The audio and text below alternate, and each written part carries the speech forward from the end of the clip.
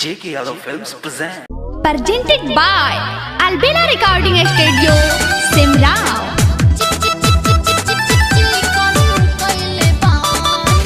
JK Yadav Films.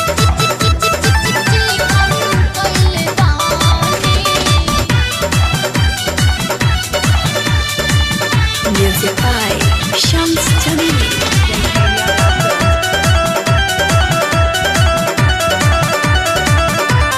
घरवा के आगे पीछे तोरा काटबा कोई मेरे कहानी त तोरा न बुझात बा Music by Shams Jamil. घरवा के आगे पीछे तोरा काटबा कोई मेरे कहानी त तोरा न बुझात बा मिले आइले तो होला परेशानी अब आके देखो मोर करे जाहो आगे पीछे चिकन कइले बानी। अब आके देखो मोर राजा हो आगे पीछे चिकन कइले बानी। JK Yadav Films.